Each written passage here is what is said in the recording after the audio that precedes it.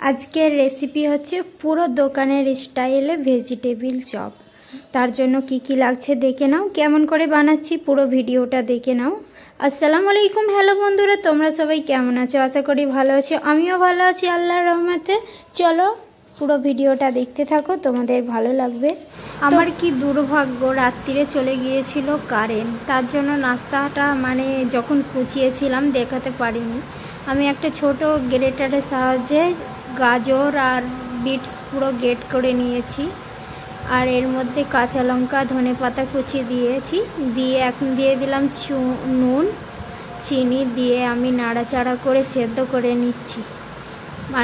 ভাজা করব, আর ভাজা করতে করতে সেদ্ধ হয়ে যাবে, তো আমি এটা কড়াতেই করে নিচ্ছি। এইখানে আমি দুটো আলু আগেই সেদ্ধ করে নিয়ে মাখা করে রেখেছিলাম, আলু সেদ্ধটা এখন দিয়ে দিচ্ছি। আর আমি কিছুটা বাদাম ভাজাও করে নিয়েছি। কারেন্টটা যে এমনভাবে গিয়েছিল না, আর রাত্রির অনেক হয়ে গিয়েছিল, তো নাস্তা করতেই হবে, তার জন্য এখানে আমাকে জলদি তৈরি করতে হলো। এর মধ্যে এখন দিয়ে দিলাম বাদাম কুচিটা, দিয়ে আমি আলু সেদ্ধ আর সব মশলাগুলো একসঙ্গে মাখামাখি করে নিচ্ছি।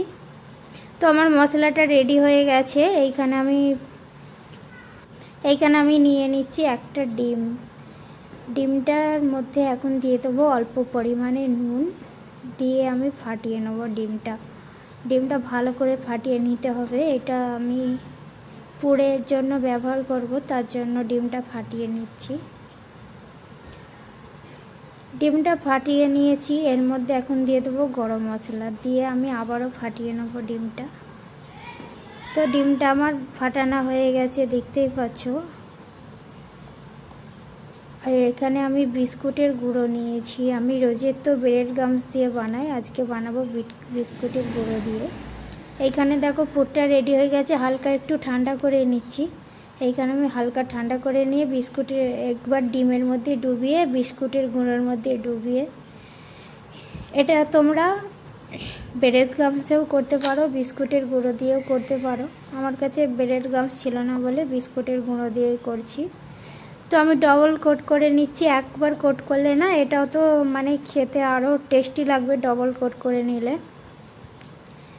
ডবল কোট করে নিচ্ছি, দেখতেই পাচ্ছ। দুবার করে ডবল কোট করে নিয়ে আমার সবগুলো বানানো হয়ে গেছে। তোমরা এটা ভেজেও এখনও খেতে পারো, নাহলে ফ্রিজে রেখেও খেতে পারো। এইখানে আমি একটা গ্যাসে কড়া বসিয়ে দিয়ে তার মধ্যে কিছুটা পরিমাণে তেল দিয়ে এখন এগুলো আমি ভাজা করে নেব। সবগুলো আমি তেলের মধ্যে দিয়ে দিলাম, দিয়ে আমি এক পিঠটা হয়ে গেলে আরেক পিঠটা উল্টে দিয়ে আমি ভাজা করে নেব। এক পিঠটা হয়ে গেছে, আমি আরেক পিঠটা উল্টে দিয়েছি। আর আজকে বিস্কুটের গুঁড়োটা দিয়েছিলাম না, ওই জন্য একটু এরকম দেখতে লাগছে। আর ভেজিটেবিল চপটা খেতে অনেক সুন্দরই হয়েছিল। তো আজকের রেসিপিটা যদি তোমাদের ভালো লাগে, লাইক কমেন্ট শেয়ার সাবস্ক্রাইব করে পাশে থাকবে বন্ধুরা। দেখতেই পাচ্ছ কত সুন্দর লাগছে, আর খুব সুন্দর খেতে হয়েছিল। আজকের মতন টাটা, বাই বাই, দেখা হবে নেক্সট ভিডিও। তখন তোমরা সবাই ভালো থাকবে, বাই বাই।